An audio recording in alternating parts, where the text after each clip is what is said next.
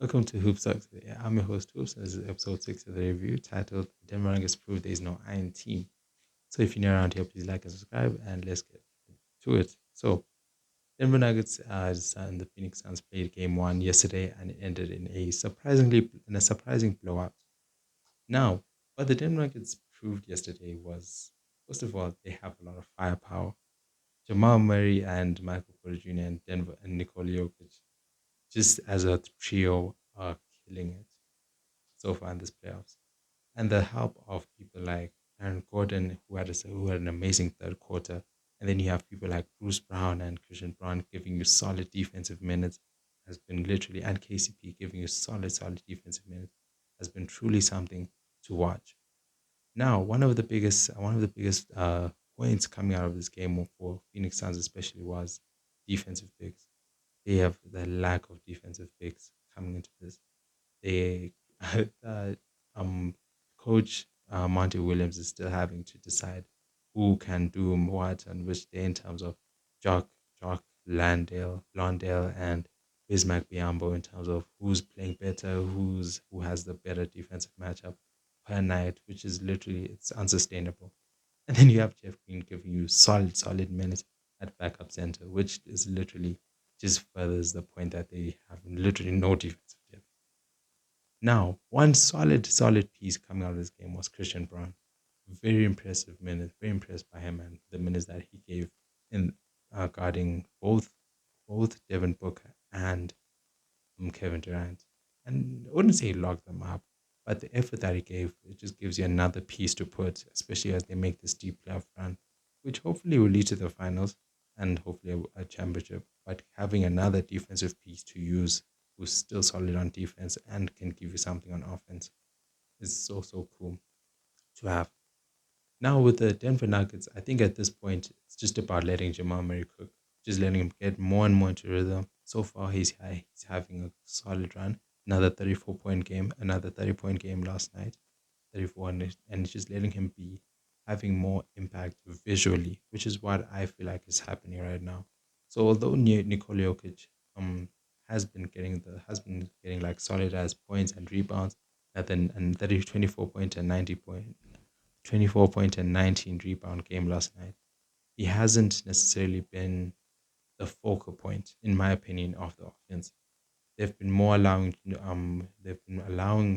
Jamal Murray to cook and allowing him to like get his feet under him and just giving him that opportunity to like stretch his legs and just and just like let that aggression out as well.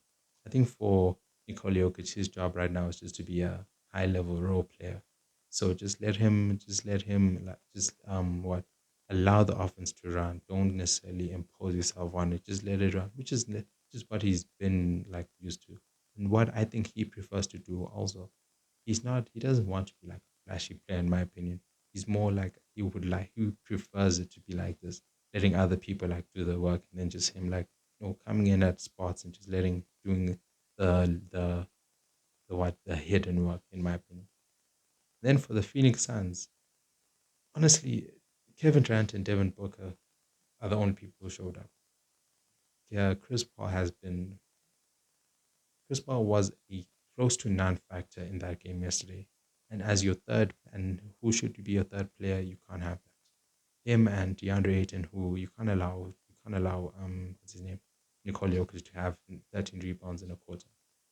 And that horrible highlight of him just standing on the baseline and watching Nikola Jokic try and get the rebound.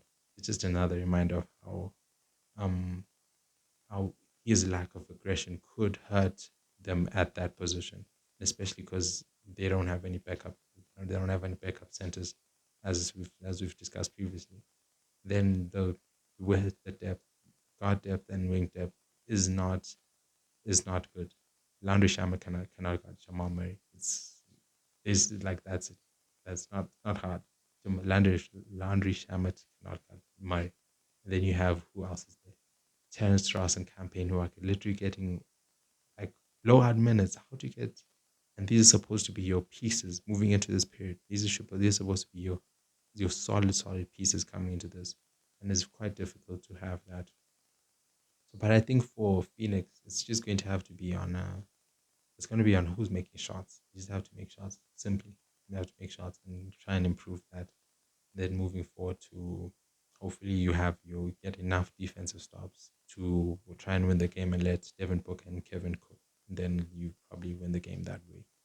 But it's seemingly so far it's leaning more to I'm leaning more towards Denver side, mainly because of their depth and their overall team chemistry and just overall they have much better system defensively and offensively. And specifically in transition, the Phoenix Suns have to be able to stop the Denver Nuggets in transition. This is a team which has at least 16.2 points in transition and during the regular season, which was fifth in the league. And what I've learned is that your defense links to your transition. So if you have good defense, which the Denver Nuggets have, as they've proven in terms of and getting rebounds, that is going to lead to your transition points. So if Denver is going to if the Phoenix is not going to be able to rebound and they're going to be able to going to get locked up, that leads more lanes for Aaron Gordon to go and dunk, for Nikola Jokic to pick people out in transition, and because they have a lot of people who are able to do that, Michael Porter Jr. is willing to can go coast to coast and destroy that way. You're going to be harmed, so you have to stop transition back. You have to be able to get back. And what I have been impressed by is Kevin Durant's ability to be a rim protector.